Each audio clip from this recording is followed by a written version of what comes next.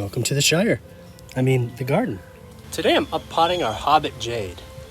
This has put on a lot of new growth recently, so I'm excited to uppot it to a container that's about twice the size of the old one.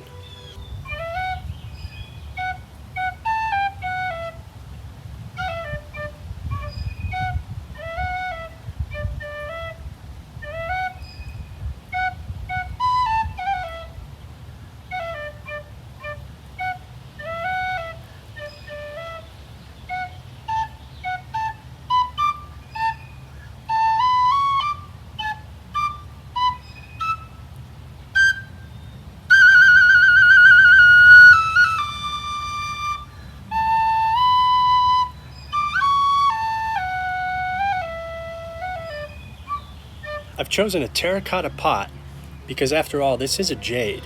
Like common jade, it can be fairly top heavy. I'm going to start by filling this part of the way with our succulent potting mix. This is a really inexpensive potting soil with added perlite for drainage.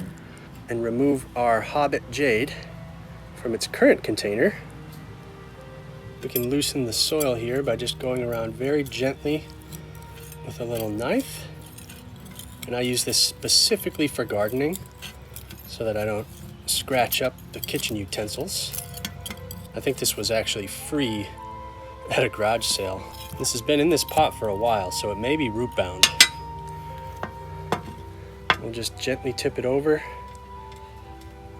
Take a look at those roots. It actually looks pretty nice. So we'll see how it sits in its new pot. That's sitting a little bit high. So we can remove about a handful of our soil here.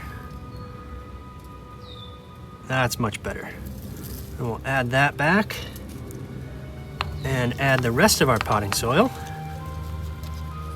And this is the time we want to make any adjustments. We want to make sure that it's centered and that it's standing upright. Before we water this in, we can redo this as many times as we need to.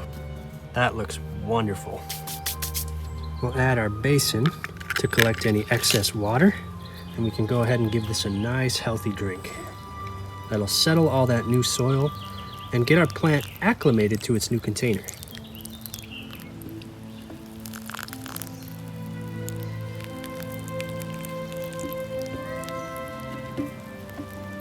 I usually uppot my plants when they're about twice the size of the container they're in.